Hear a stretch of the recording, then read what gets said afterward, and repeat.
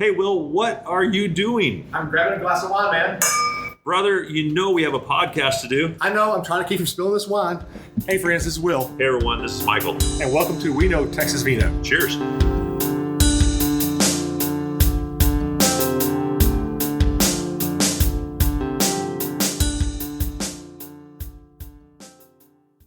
Hey folks, welcome back. This is episode 5 of We Know Texas Vino. Super happy to be here in a wonderful facility. My name's Michael. This is Will. Hey, welcome back to this episode 5. We're going to have a great time today.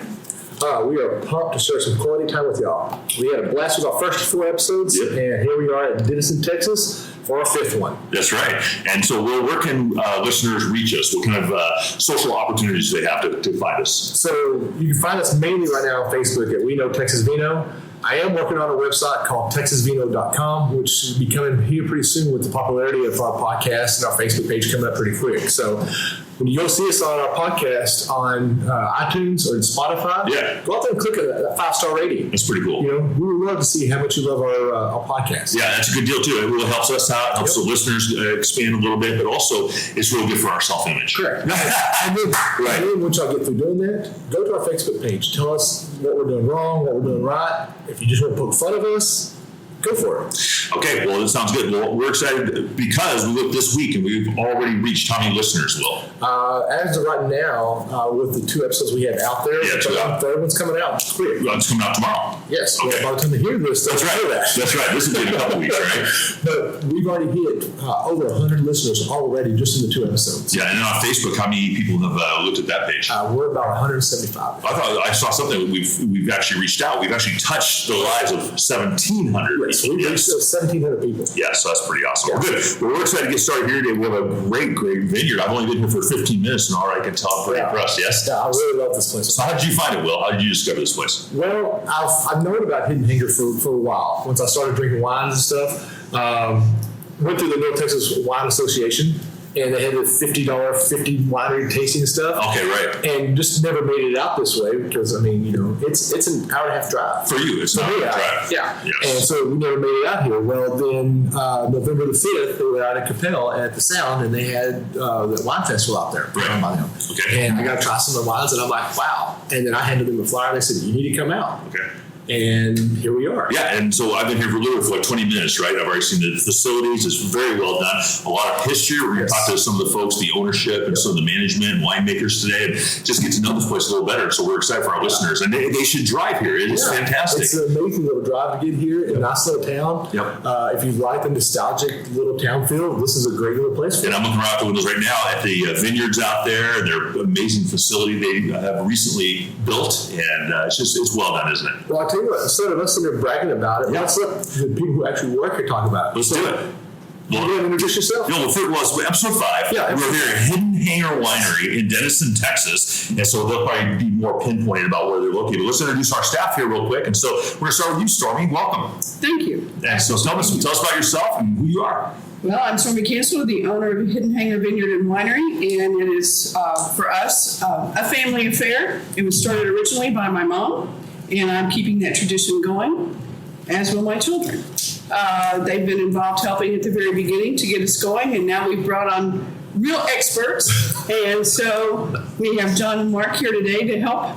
And they're the ones that will be keeping it going forward. Right. So you're the owner, though. But you're certainly the expert as well. I mean, you've built something fantastic here. You just, like they say, Gerald Ford, wasn't Gerald Ford, Henry Ford, when he was building the car company, they took him in front of the Congress and they said, you're not that smart, Mr. Ford. He goes, I know. I just surrounded myself with people who knew all the answers, right? So that's what Stormy probably did. Well, next to you is a gentleman, and his name is Mark. Mark, introduce yourself. I'm Mark Schabel, the winemaker here at Hidden Hanger.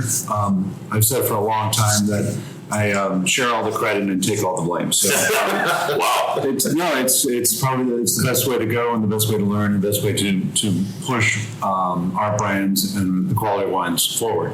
Yeah, and so we've been walking through your wine rooms. There's a lot of medals here. I imagine as a team, that's extremely satisfying. But a lot of that probably has to do with your creativity and innovation, doesn't it?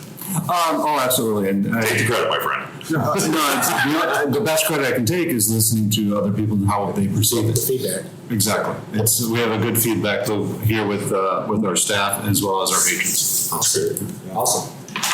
Well, and I'm sorry with bad names. Well, John. Because I thought you said my name. Your name was Will. My name's Will, and your name's I'm John. Also, this is my fault, so you taking the blame. Right? No one here knows their real name this morning, but yeah, this is John. John. Okay. Yes, sir. I will neither take the credit or the blame for the name confusion. So you were the quiet assassin on the side. I tried to straighten it out. You did. So John, tell us about yourself. Sure, my name's John. Also, I'm the manager of vineyard operations here. My primary responsibility is everything out in that vineyard that you see behind you. So from managing the growth of the vine throughout the season, the operations in terms of our mechanical implements, and just personnel management and so forth, all fall under my purview for this long time. Of course, I work closely with Mark and following protocols that we set out in the vineyard in order to get that quality product to Mark so he can do what he does for us. And my dream is that he has my job. Okay, so that's the legacy, right? Is to pass it on. Okay, and so all of you, we're centering, or we kind of you and I, we try to find harmony with the podcast and back and forth. You can tell we have that here with these three, don't we? Yes. And this is just the beginning because you probably have staff members. Obviously, we're probably sleeping right now, but a great staff as well that works with you guys collectively. And I've met some of them. They're really great people already. Awesome. Well, cool. Let's start kind of with like a generic topic real quick. The name of this great winery. Who wants to answer that question? Probably Stormy. I mean, the Hidden Hanger. Can you tell us a little bit about the history and why is it named that? Hidden Hanger used to actually be an airport in the 1920s through the 1950s. It was called Gray Field. It's where barnstormers, which is one of the wines that we have, actually learned how to fly. People would come out here on weekends as a main activity in this small town with nothing to do. And if they got their nickels, dimes, and quarters together, they could talk one of those wannabe pilots into hopping on one of those open air planes and going for a spin. Wow, that sounds fun. Okay. But, yeah. Nickels and dimes and hopping on a plane with an inexperienced pilot. That is correct. Maybe they'd flown once or twice and maybe landed once or twice. Maybe landed or crashed. Hopefully crashed. There were a few crashes out here. Unfortunately, there were 3. There was only 1 fatality. Okay. All right. Wow. And what year was that all happening? Started in the 1920s. So in the 1920s, the Roaring 20s. Right. Wow. And then kind of, so the history, I know I read on your website, I think it kind of went through the 1950s. And you were telling me just a minute ago, it shut down during World War II. That's right. Obviously, everything shut down during that time span. Yes. And everything was devoted to that. So, yes, that was the only time until the 1950s that the airport closed down. It was a learning spot. A learning So you spot. got to remember, put it back to when the Wright brothers learned to fly, put their plane together, and then everybody caught the bug and wanted to do it. And this was actually a place to come and learn how to fly.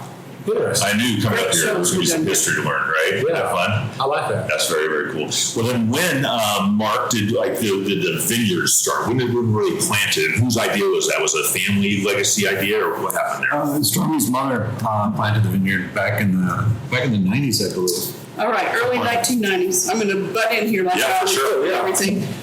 My mother actually wanted a pretty front yard. I think she did a fabulous job on getting That's a big backyard. pretty front yard. Yeah, there's 277 acres here total. 50 acres comprise what we consider our vineyard area. Wow. So, yes, it is a pretty front yard. She did it mainly because she wanted to help the community. For those people who don't know, T.V. Munson was from Denison. He did a lot to help this community. He virtually saved the grapes for Europe. And so Grayson College was fortunate enough to get a scholarship program set up so that the T.V. Munson's facility could be built. They needed more spots. Educators needed to learn. And so our original vineyard became that testing ground for them. That is really cool, isn't it? Yeah. So you obviously have a very well established. Now, Stormy, you were telling me earlier, you're the only North Texas winery to do what? We're the only one that's 100% estate wine, which means we grow all of our own grapes, make all of our own wine, and it all comes from here. If it wasn't grown here, it doesn't get put in a bottle here. Wow, that is spectacular. You had an interview last week where their goal was to accomplish that very thing. Now, that's a goal. They set that goal. You've already accomplished it. So over to John, probably a little bit. I mean, the guy's out there working hard. He's got a great staff. That's a lot of pressure. It is a lot of pressure. Absolutely. It's from the farming aspect is we need to make sure that we are following protocol, but doing everything we can to ensure the health and growth and production of those vines. We certainly need to optimize and maximize our yields to continue filling our product, right? We continue to grow that estate-grown product line. So, there's some pressure, right? And you don't have a whole lot of time to get it right. Right. And there's always something being thrown at you, right? Always, right? Always. It's like fruit ninja. Nature just throws things right at you. Oh, it's going to be rain, it's going to be drought, it's going to be birds, it's going to be all of the above, right? So, we are constantly in motion throughout the growing season to get us successfully to harvest and get us to the point that we need to be based on Mark's guidelines. Yeah, and I haven't asked this question in any of our podcasts yet, but it's a 365-day, it's a year-round gig, isn't it? It absolutely. You consider this. There's two aspects of it. There's sort of the farming aspect of it, right, where we're prepping, going into the growing season, managing throughout the growing season. We have harvest, post-harvest. Of course, then we have to maintain the grounds and maintain the plants post-harvest and into the dormant period. This is also a venue, right? This is also a destination. So all the maintenance activities that you'd have, say, at a hotel, you'd have here, right? You have groundskeeping, you've got horticulture, property maintenance, and so forth. Sure. That goes on. So it's 365. Yes, sir. Yeah, and you have a pretty nice staff that helps you out with that? We've got a great staff. Okay. Absolutely. So how did the heat this year affect y'all? Because, we had a hot summer this year, and I know a couple of vineyards had to pick their grapes like 2 months early. How did that affect y'all? Well, it's the grapes were growing beautifully. We had a great set. It looked fantastic. We watered what I thought was perfect, but Mother Nature had other plans, so that the grapes grew to, and they're supposed to, basically they double in size right about when they change color. If they're a green grape or a white wine, they remain green, they turn yellow. For a red grape, they start as green and they turn red. So at that point when they're about to turn, that's kind of when things slow down, and then they should double in size from that. They didn't double in size. So our yields were drastically cut. A great concentration. We'll be able to make a very interesting product this year from it because it just kind of set up well enough to do this. So we'll give it a try. It'll be a sparkling red. It's very rare in the States. It's about 3% of the market in Australia. I thought that was your secret one. That was my secret wine. It's that one? Yeah. It's that. You might need it. But it won't be available till the summer anyway. That's exciting. That's cool. Congratulations. Kind of a fun little project. We'll make a small amount and see how it goes. Mark makes our sparkling by hand. He does it the hard way. Wow. That's cool right there. That's beautiful. Yeah, so you've taken some great pride in the wines. I know Stormy was showcasing some of the wines for us. A great job. But what are some of the things you're extraordinarily proud of that you can share with your listeners? I always like the challenge, and Texas grape growing and winemaking certainly throws a lot of challenges your way. So I enjoy the challenge of making every one that we have here. It's not, I don't have a favorite with regard to with regard to taste. I just enjoy the process. But I always consume wine based on season, based on cuisine. So if it's in summertime, I'll look to the VFR, a light crisp white, Riesling based, because it goes with lighter food. In the wintertime, something like if I would have a beef stew or a beef bourguignon, I would start looking to the biplane or the Fly Girls or triplane, a fuller bodied red. Interesting. Yeah, so the names are unique, and of course, it's all historical, isn't it? All the names. Now, I think I heard earlier, I can't remember who told me, but who actually comes up with the names? Is that you, Mark? Are you the one? Are you the magician there when it comes to being creative? Or is this Stormy beside you doing that as well? Maybe John's throwing a few items in there. I'll come up with some ideas, and I send them out, and it's okay to be shot down. Sure. Just get right back and get back in that plane and take off once again as best as possible. So I could, like Vin Fizz is a breed style. I was looking for plane names. I came across Vin Fizz. Vin Fizz was the first plane to fly coast to coast. It's called Vin Fizz because that's what the sponsor was, a grape soda, way back when. So the trademark expired in the 70s. Oh, too bad. It's our benefit. And now we have Vin means wine, fizz is sparkling brut style wine. The labels make it look like an old newspaper. So that was probably the easiest one, but also the one I'm most proud of naming. I was going to say this real quick. We've met some incredibly creative people, right? Yes. Haven't we? That's got to be some of the best stuff right there. Yeah. That was really fun. I would never thought about going back that far and thinking about an old soda and come up with a name from that. I would have never thought that. I got lucky. You got lucky. I'm not above that. You get lucky every once in a while. I think it has a lot to do with hard work and being creative as well. So as we continue to learn here, I know you guys want you guys to showcase this winery. So Stormy, you're obviously a very proud mama. Look at you. You're the matriarch, and you have a great property here. What's some of the vision you have in the next few years? Let's say in 5 years. What will I see here, and what is your vision as the matriarch? Oh, we have all kinds of visions. It's a matter of which direction we're actually going to go. Okay. See, and we do everything here on a team spirit. So it all figures what's what and who's who. Everybody's always like, oh, you need to bring in housing. You need to bring in additional spots for people to do overnights. We like to not do that because of the community here. We want people to come to Denison and enjoy that part of, Eisenhower was born here. There's a lot of things to see. There's Great Lake Texoma. So we don't want it to just be our spot that somebody comes to. We want them to take in the whole community. So we're not looking so much for that kind of development. John's going to tell you that with all the agriculture that we have here, and we do a cow-calf operation, grow our own hay. So everybody's fighting for different parts of our 277 acres. John's going to tell you he's going to expand the vineyard. And he is. Mark is going to pick which grapes he wants to grow. My only rule on grape selection is I have to be able to pronounce it. No, that's probably going for us as well. Yeah, I had a couple of grapes I thought I had a hard time pronouncing. You're still learning the pronunciation for those, for sure. Well, John, let's speak to you real quick. So you've got a big chore ahead of you. Sounds like I do. It sounds like this is the first time he's heard of it. So she's disclosing this just today. Well, you do have a very, very awesome position here, and I know that you are valued, but that is a big obligation. That's a big one, isn't it? It is, but it's just the most fun I think I've had in a long time, right? I mean, these are great things to be working on, great projects to have. As Stormy mentioned, farm to table. We have about between 40 and 50 head of cattle currently. And we put together some maintenance programs and management programs and start really working with the herd and developing the herd for farm to table production, right?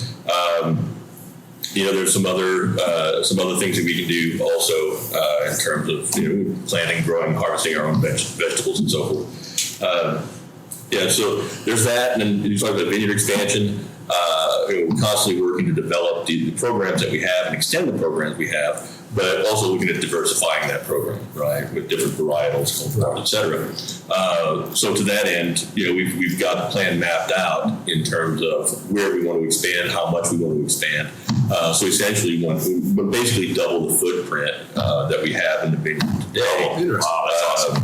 In terms of yield of production within the next 5 years. Interesting. And what we've learned, right, is it takes about 3 to 4 years for those seeds to mature. It does, right? It does. So there's lead time, right? Yes. There is lead time. We start talking about acquiring the acquisition of the cultivars on the rootstocks and so forth. That's 24 months, but we're looking into developing a grafting program here on site so we can accelerate the rootstock and product that we need to get in the ground. Oh, wow. That's cool. Right. So, of all the grapes that y'all grow, what is your favorite grape to grow? We can tell you which one He's is. not allowed to say favorite. He likes them all. I don't know that we have a favorite. We have one that is like the redheaded stepchild that likes to be the troublemaker, and that would be our sweet, adorable, cute Riesling. Okay. She is high maintenance, but she's also given us many great opportunities. We've made more wines out of our Riesling, and our Riesling is actually used here by the local distillery for their brandy. So Riesling comes with some great benefits. Absolutely, but it's the project, right? My wife and I always call it a project, so we have something we need to work on, the project. But it's just a battle. It's an ongoing battle. But how about you guys? How do you feel about the varietals and the things you're growing here? I know it's tough, isn't it, Mark? Well, the benefit about Riesling is we can pick it for different programs. So we'll pick for early, let's say Mother Nature has her way, and she's, we got it's time for a nice little storm in about a week or so. When we can plan within, based on the sugar level and the acidity, we can plan on doing a little more sparkling or versus some other programs. And with that sparkling, we can slice off some of that to the local distiller, Iron. So they love the brandy they can make from it. Then they give me a crazy protocol, don't do this, this, or this. I'm like, I can't make wine like that because Mother Nature likes to love for things to take off. So I did a fair amount of research, and I approached them. I can do it this way. They're like, okay, and I'm like, and it's a high ester producer. They're like, we like esters, and esters are nice, fruity aromas and flavors. So they're happy with that program. So we can slice off what they need. We can dial in for a sparkling program as well. Wow. There's so much behind each one, right? It's amazing. It's amazing. And John, what about you, bud? I guess Syrah is probably talking my language, right? but probably for different reasons. Okay. I look at it from the farming standpoint, from the growing standpoint. And Syrah is it's like a horse named Widowmaker, right? Uh-huh. It's very unpredictable. It can be highly productive. It can be, on the other hand, it could be just the worst ride of your life, right? So to me, that's just in terms of challenge, that's really my favorite one. And it takes a lot to maintain. It takes a lot to develop. In our framework, but it's the reward is in the ball. That's right. I read. I love reading about the grapes and stuff, and I found that Syrah is like the hardest grape, like you said, a stubborn horse. Mm-hmm. And I'm like, well, that's very interesting. I should like that one. And actually, I tried Syrah last weekend for you, and I'm like, oh wow, where have you been all my life? That's right. And I was just on the West Coast, and I travel frequently, and I brought back 24 bottles of wine, and 20 of them were Petit Syrahs or Syrahs. So you all need to come over to the house. But I'm so excited to try yours today. I'll probably take a bottle home for my wife today, so that's exciting too. So we want you guys to talk about what's on your heart today as well. So we'll start with John. Why don't we start with you? I know you have some notes down here. What's your vision as well as a gentleman? I don't know if you're a family that lives in the area, where you're from, but what's your vision here? I reside in Anna, Texas currently, right? I came to the vineyard a couple of years ago, and it's always been kind of my dream, right? I mean, I think Will, I think you shared some of that earlier. Is just it was something that viticulture was something that I always wanted to do, right? And it's got a unique history and a deep history. Right, and also a deep history in this area, not just in Western civilization, right, but right here in Denison. So that it allowed me to develop a passion for it, right. When I got the opportunity, I just jumped at it. So it was the stars aligned, and it worked out nicely. So and we continue to develop, we continue to improve our stance here through process and production. And that's just it. That's just my goal. We talked about some of that is expanding, being able to expand and maintain the quality of the products that we have. To be able to take this dream, of Stormy's, this family history, and push it forward into the future. Not just with a quality product, but by developing talent in the area, by working with the Grayson College or any other viticulture program, and solidifying future winemakers, not just in Texas, but throughout the United States. That's awesome. That's awesome. That's amazing. Great passion, brother. Seriously, we have sensed that from a lot of the staff we say. It's just that you have to have some sort of passion to do this for sure. It's a lot of hard work. So just out of pure curiosity, and since y'all it's a hidden hanger out here, have y'all actually thought, and I like to fly remote control airplanes. Have y'all actually thought about putting a little small little airport out here, landing strip for guys to come out and fly the airplanes out here? Well, logistically it's tough, right? Okay. Because especially during the growing season and so on, right? There's a lot of moving parts and so on. So there's some risk to that. I'm being flagged over here. I think our principal says that. How, and you said model airplanes, how big of a landing strip do you need? Honestly, I think it's maybe 20 feet, 30 feet. I can show you something there. Okay. Yeah. Because and most of planes now are all battery operated, and so the old nitro planes, they don't fly them as much now because most of them are made out of balsa. And when you crash one and you pick it up, it's a month before you get back in the air. With the new battery operated ones that are all electric and they're EPO foam, you can crash it, take it to your truck, glue it back together, put it back in the air within 20 minutes. And I think that'd be great if y'all had that out here and had people out here flying and people out here drinking wine. They can watch it. I mean, there's all kinds of electric jets, electric airplanes, whatever. We already have real airplanes that fly over all the time, and they fly very low. We have an 11-acre lake, and there's nothing like having tidal waves by the time they fly so low. Right. So that was what we call a rabbit trail question. Yes. So that was a shiny object. Yeah. Shiny object. So, Squirrel. yeah. So Mark, tell us about kind of your passions and the things you want to just share with the listeners real quick. And it's been an honor to meet all of you, but please go ahead. I've always enjoyed cooking and making wine and all that sort of thing. I love to tinker. I love to sort of. So I'm as part of our blends as I am of our individual Cabernet Franc or Malbec or the blends that with it, because Mother Nature is going to decide what we might have a surplus of. So it's kind of fun to have ebb and flow with those grapes. And as we move forward with different varieties.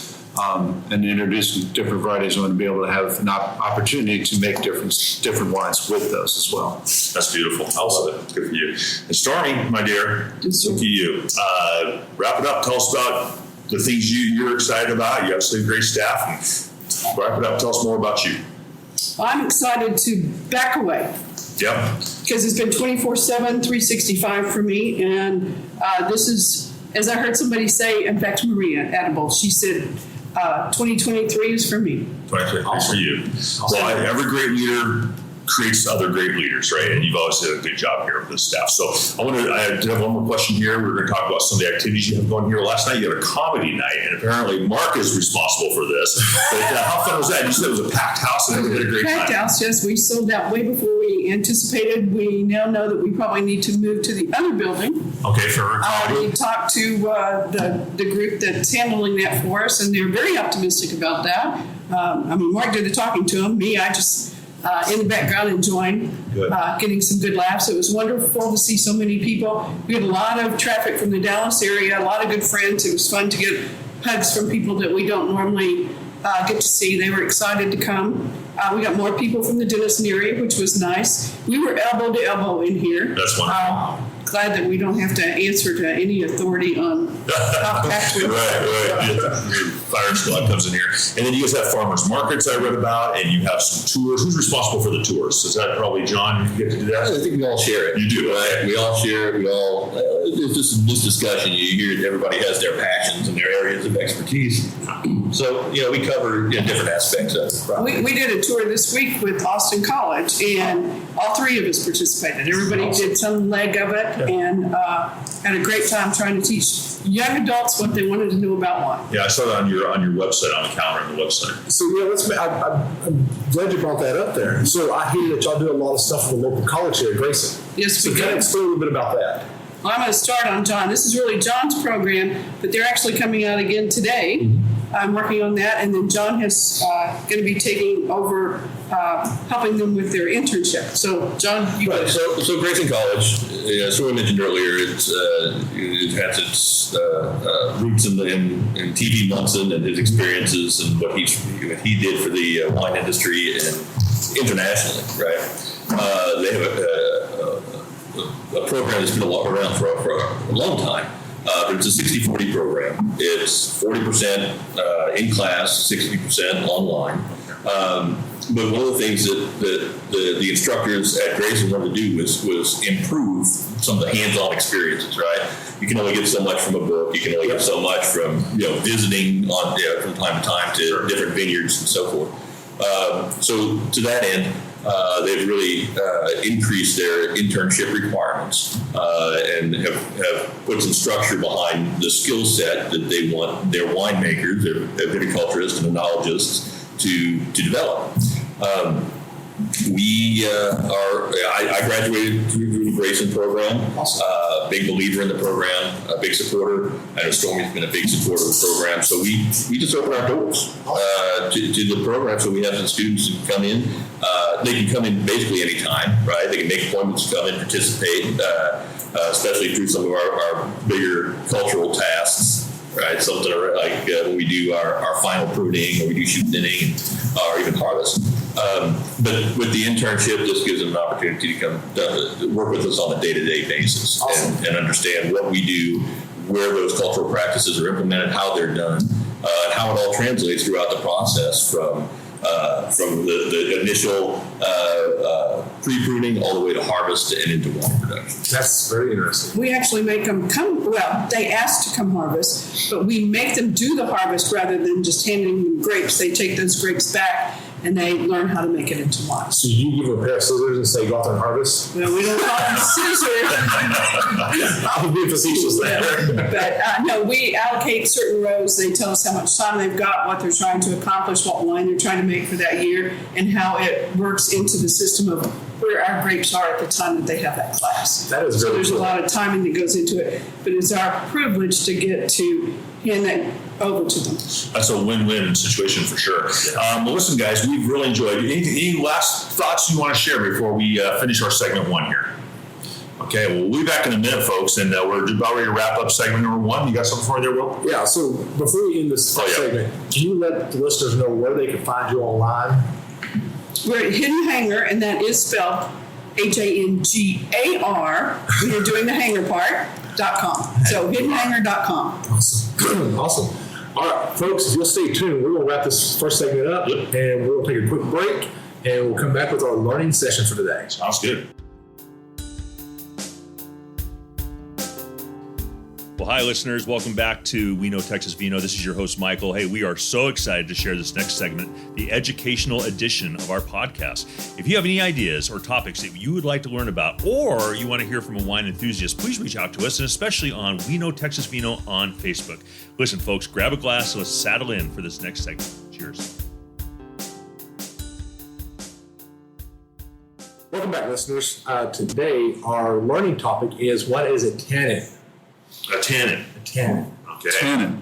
When I thought you said 10, and a 10 to me is it's literally the number between 9 and 11. And if you were asking me if our wines are a 10, I would never score our wine a 10 because you always need to strive for better. Oh, well, I would never give myself an A+ in anything, even if it's perfect, even if it was a 10. Literally a 10 between 9 and 11. I would never do that. You know, that's always something to strive for in life. No, you have to strive for perfection. You can never achieve it. You can always have to strive for it. But if you're saying tannin, yes, it's a tactile sensation, figuratively, but it's literally a particle from grape skins and grape seeds. Okay, so where do you find most of those out of? I mean, because some people will say, I taste more tannins in reds than whites. And some people say, I hear it tastes more in whites than reds. Sometimes people say, I don't even taste them at all. It's more of a feel. It's astringency. It's in tea. It's in chocolate. It's in coffee. So with regard to tea, let's say you make tea and you haven't sweetened it, and it comes across where it kind of gripes your tongue a little bit. And then you start reaching for, if it's hot, if you're a northern like I am, it's cream and sugar and it's hot. Mm-hmm. But in other parts, you might serve it cold and you'll stir in some sugar and that'll make it more palatable to you. So that's one way to mitigate the astringency feel of tannins. Okay. But from grapes, it can be in the seeds or it can be in the grape skins. There are tannins in whites and reds. Whites are processed so that you remove the juice as quickly as possible from the skins, unless it's a rosé, and depending on the color that you're looking for from the skins, then you'll extract it as what you're looking for, and you get some tannins will move forward. Reds are more tannic in general because they'll spend anywhere from 5 to 15 days on those skins in order to get the color, the extraction color, tannins. Flavors from the skins as well, and from the seeds too. Awesome. Okay. So with that being said, what wines don't have tannins? Well, and once again, I'm going to say all wines do have tannins. Yes, even sparkling wines, and sometimes you can even add tannins. It could be an oak derivative tannin that you can add. And so if something is aged in oak, you'll pull in oak tannins. Bourbon and whiskey will have oak tannins. As any of those products will have tannins as well. So the lower amount of tannins will be in a white wine. Interesting. That makes sense, yeah. And so I've had people say, well, I get a headache if I have too much tannin in my wine. Tell me about that, or is that just a psychological phenomenon? That's more likely it's a histamine production from a bacteria that can occur naturally on the grapes and they brought forward. And usually that bacteria will move malic acid to lactic acid. Malic acid is the acid in apples, so you bite into a crisp apple and makes you pucker a little bit. Lactic acid is the acid in milk, so you don't really think as milk is acidic, but that's the major acid in milk. So that's Interesting. when you put Chardonnay or red wines through that process, that softens that mouthfeel. Interesting. Okay. So I know, again, people talk about heavy tannins and all that in a while. So out of all the reds that are out there, which ones are probably going to be lowest in tannins? Ours would be our Cabernet Franc. It's a lower red that's in tannin, lower tannin amount of Pinot Noirs in general, lighter in color and body. The fuller bodied reds like Cabernet Sauvignon, our Syrah, Malbec, those will have more tannins and more mouthfeel, so maybe more of a full bodied red wine. Okay. Awesome. Yeah, and so I have an app I use where any bottle of wine I purchase, I put it on the app. You guys have probably seen them all. And one of the first things it says tannins on there. Why is that usually the first thing on an app like that as opposed to some of the other? Because it's preference. Okay. Some people, if you're looking for a full-bodied red, I like them in the wintertime because I like it with food. It's a full-bodied food, full-bodied wine. So that might be one of the reasons. And then some people don't like tannins. Okay. It's just how it interacts with their mouth, their tongue, and that sort of thing. So they might be leaning towards something a little bit lighter in tannins, like a Pinot Noir, a Dolcetto, that sort of thing, or white wines in general. Interesting. Now, my takeaway, I didn't know Cab Franc had lower tannins. I always thought that was kind of a heavier wine, but that's just my naivety, right? I just didn't understand that. I thought because Cab Franc was a darker, it would be heavier. That's how we learn, right? Yeah. It's like, oh, it's a dark wine. It Yeah. reminds me of that funny episode. But Very interesting. awesome. Well, anything else you want to teach us about that? Because we're here to teach our listeners all about these things, so they're experts like you, Mark. Best thing for people to do is go out and taste what they like and expand from there. Yep. Okay. Awesome. Yeah. Each person's palate is different. That's what we've learned. Yeah, absolutely. Absolutely. Well, awesome. Well, thank you for that educational opportunity. Yes. Do you have anything you want to add to that? Thing there, Mr. Will? No, I don't have All right. anything else. Well, how about your closing remarks? What were your takeaways today? Well, I actually learned a lot more about this winery that, you can read so much about the winery online, Right. but when you actually talk to the people that's behind, Behind the scenes. you go behind the scenes and you talk about them and you get to know them and stuff, you understand a lot more about the place. And we really appreciate y'all letting us come out here. Absolutely. And then my two takeaways. Number one is I kept hearing a common theme, a common denominator, and that's Mother Nature. Right, John? Yes. Right, Mark? Right? Stormy? Because it seems like that's the one thing we have no control over. And it certainly can change the timetable and the schedule and the strategies, but it's the one thing I heard today that definitely is an issue sometimes. And then the other thing is I want to compliment these three people in particular and your entire staff that you are creating a world-class facility here. Yes. I've been to them all over the world, and this is if it's not already there, you're heading that direction, you guys. So that's the best compliment I can give you, other than you're very, very kind people. So, well, we are grateful for Hidden Hanger Vineyard and Winery with Stormy and Mark and John, and